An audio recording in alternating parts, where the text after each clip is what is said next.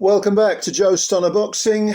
I made a couple of videos during the week, sort of dealt with the historical side of boxing, and I talked about Elmer Ray, and I talked about how you judge, pound for pound, who's the greatest of a division or the greatest of all time, and how impossible it is, and how subjective it is, and so on and so forth.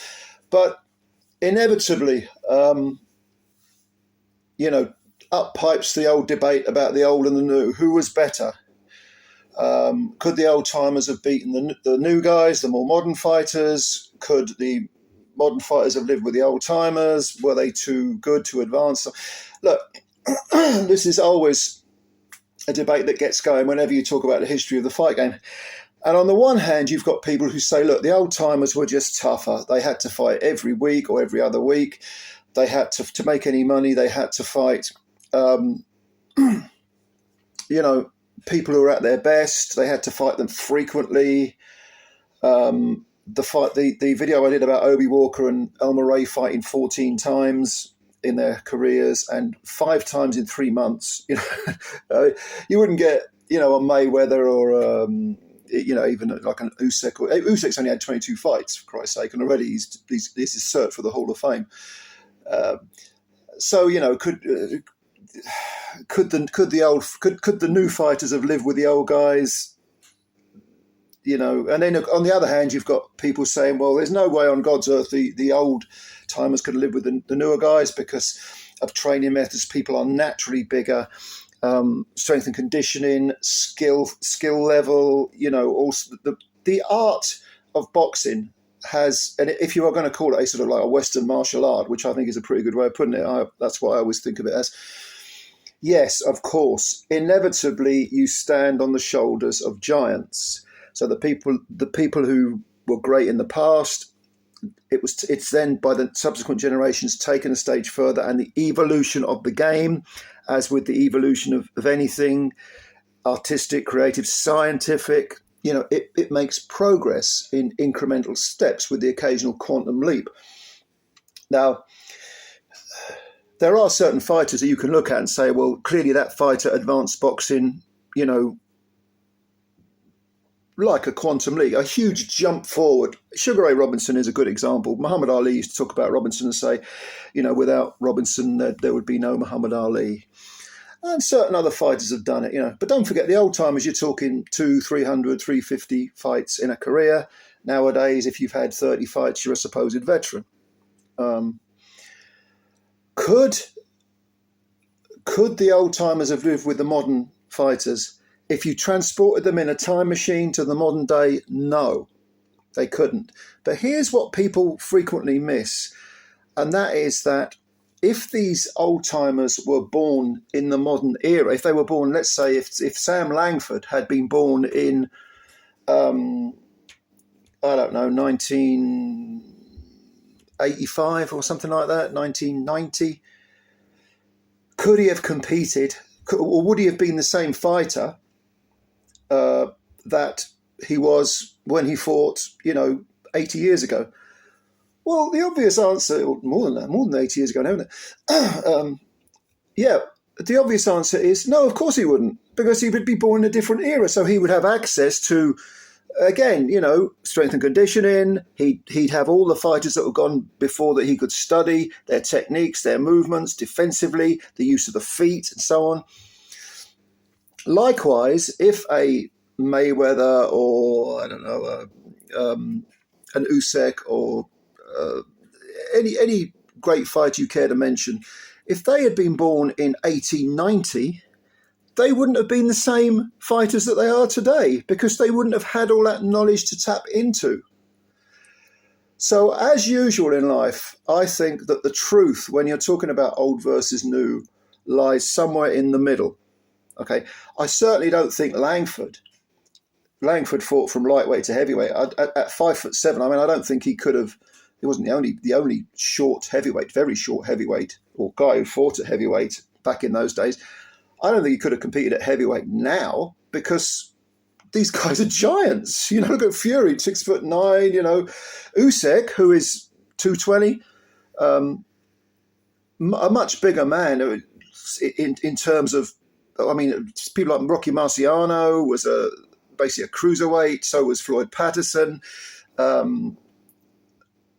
Even Sonny Liston, who was considered to be an absolute monster, or even George Foreman, if you want to come bring it forward slightly, they weren't as big as some of these guys nowadays. Some of these guys are huge nowadays. So could a Langford, or say an Obie Walker, or I don't know, anyone else you care to mention, any of the old fighters, could they have been?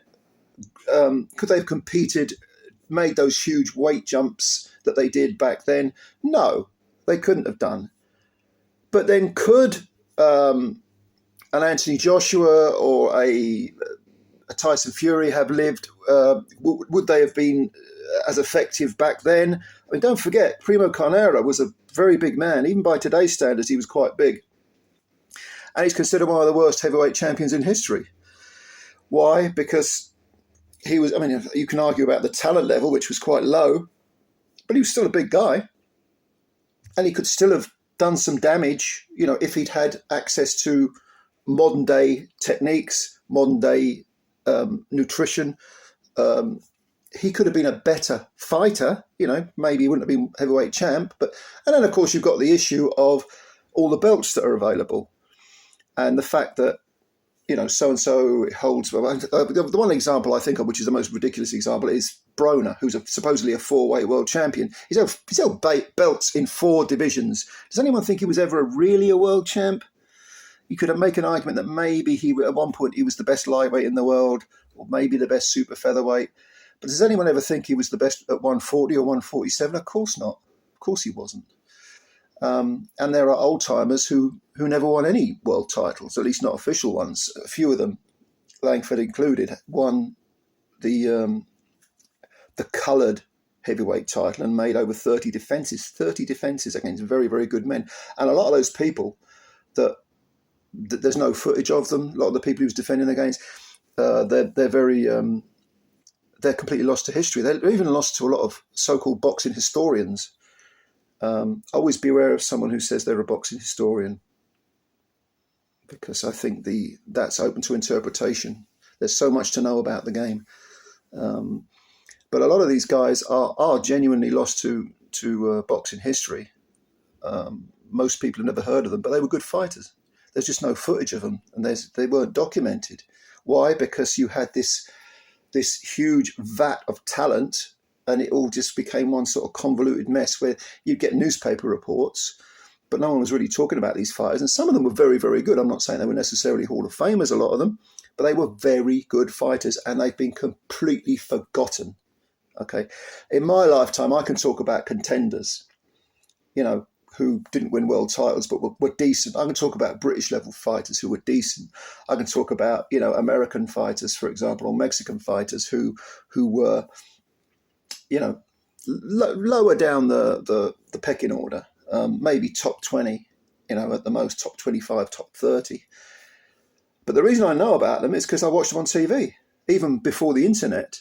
Occasionally, I get old VHS tapes at the back of Boxing Monthly, Boxing News. You'd watch the fights, grainy sort of film, and you'd study them and you'd think, okay, well, that ain't a bad fighter. So, at least they were sort of documented, if you like, with some, to some extent.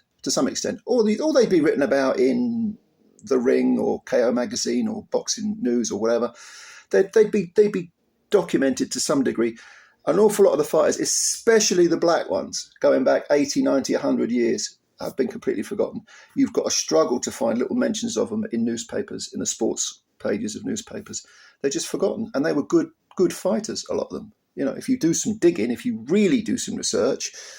And of course, when it comes to deciding who was the greatest, well, it's entirely subjective. I mean, there are, of course, some people who you're not going to ignore their opinion because they're very knowledgeable. Like, I always remember an interview with Eddie Futch, who was one of the greatest trainers of the lot, great trainer.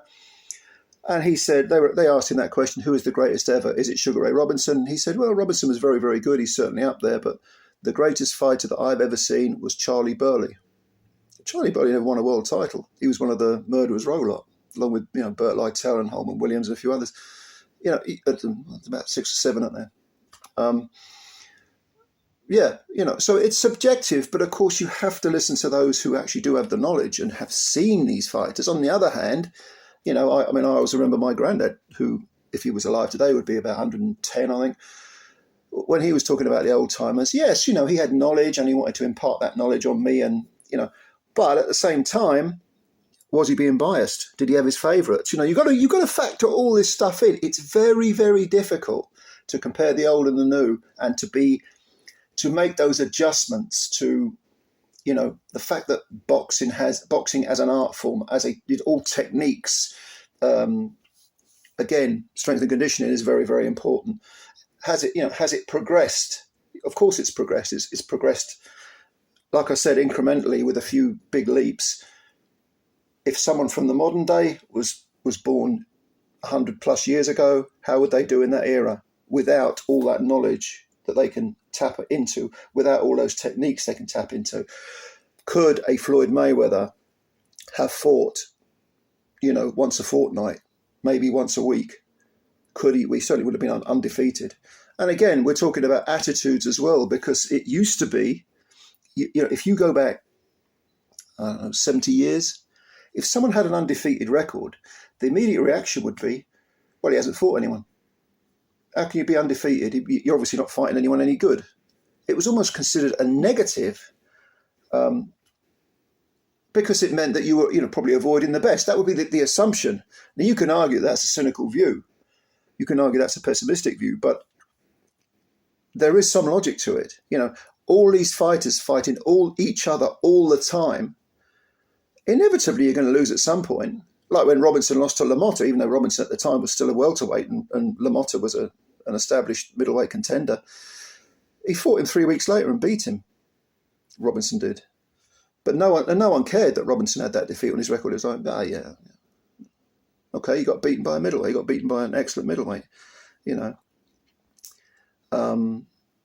You actually didn't get the levels of cynicism that you do now. I saw this quote from someone the other day saying, Naoya Inoue. Let me see if I can remember the exact words were, he is a twice flawed hype job, because he'd been flawed twice and therefore he's overrated and he's a hype job. I mean, what? I know either that person making that comment is either supremely stupid, embarrassingly naive, or is just trolling. They clearly don't know what they're looking at, Anyway, the old versus the new. What do you think? It is a difficult one, isn't it? Difficult to sort of decipher it and make judgments, but yeah, let me know what you think. Comments below. Please, if you enjoyed this video, hit the like button and subscribe to Joe Stunner Boxing as well, because you're helping the channel out. We want to get the numbers up and spread the word about this channel. That'd be brilliant. And thank you very much for your time as always. I will speak to you soon, and bye for now.